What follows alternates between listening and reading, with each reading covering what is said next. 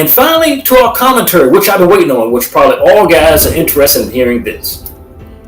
Now, I suggest that the equality in the Supreme Court ruling on a woman's right to choose.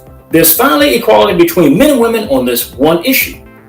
Now, I've noticed that there have been many pro-choice rallies that have taken to the streets with banners of, if you take our rights, we will take your guns, as if the two have any kind of connection.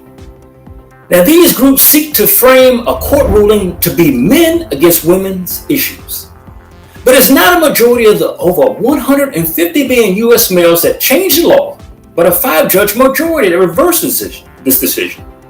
Now, originally, the Supreme Court that gave the right to choose was all Caucasian males. Now it's a mixture. Now, men and women believe that men can't understand what it feels like to have a government place undue burdens on their bodies when it comes to having babies or terminating pregnancies.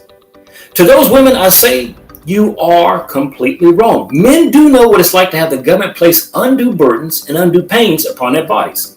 If you don't believe me, here's one example.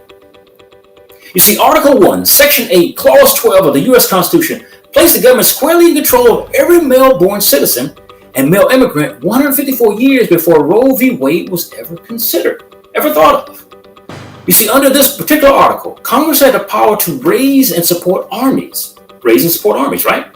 Now, this means that a man at legal drafting age life was not his own, but that of his government, to commit to war or death, just as in the Supreme Court decision on a woman's right to choose, making rules on the particular individual American citizen's body.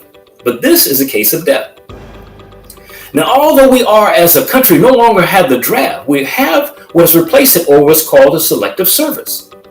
Now, under either name, draft or selective service, women throughout the history of the country, even up to today, have never had to force that kind of body decision on themselves. You see, the selective service exists for all young men who reach the age of 18 years in the United States. At that age, he must register for the draft in case of war. He's not given the choice in this matter, yet a mandate. Now, oddly, even this country does not believe in allowing migrant men to come to its shores. They'll push away citizens from Mexico and other countries.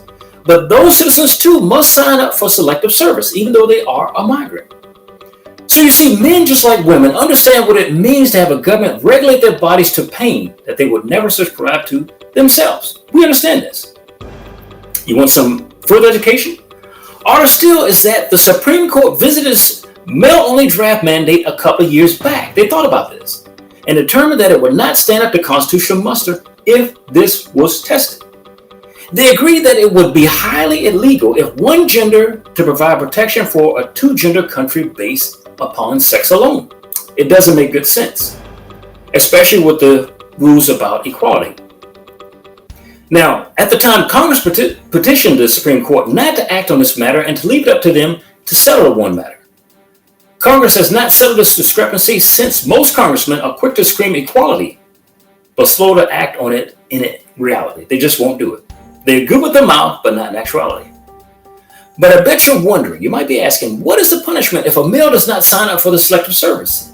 Will he not be eligible for state-based student aid for college? And in many states, federal job training or federal job totally. He can't get those things. He may be prosecuted and face a fine of up to $250,000 and jail up to 5 years just for not signing up for selective service in peacetime. You see, in an actual war, all bets are off. It changes. It won't matter if you can't pass the basic test for the military, and some criminal offenses are pardoned to join the age for the military. Now, the draft age is different in a war. So, a lot might be wondering, what is the oldest you can be drafted? The U.S. currently operates under an all-volunteer armed forces policy today. Now, all male citizens between the ages of 18 and 26 are required to register for selective service or the draft and are liable for training and service until the age of 35 years. 35 years old as a male, you can still be drafted into the military in time of war. But as a female, no age. Now, most countries who tout equality of gender in peacetime race headlong to pull men into combat roles once the crap hits the fan in combat. Now, you might have noticed in this latest military offense in Ukraine, all males 16 years to 60 were stopped at the border and made to turn around and serve in the war that was not their making. Now, I'm a combat veteran myself, and I remember being sent a letter by the Selective Service when I was in the military, my first year, that said I needed to sign up for the Selective Service or face the consequences. Now, I took this one particular letter, because it didn't make any sense, to my military leaders who told me not to worry about it. They informed me that the government doesn't really keep up with itself. Hence the letter for service for someone who was already in military service. So, tell me what you think about this video. Tell us what you think about Selective Service. Tell us what you think whether it comes to the Selective Service versus a woman's right to choose. For MNN and Midday News, this is Charles. Thank you for joining us. Good evening.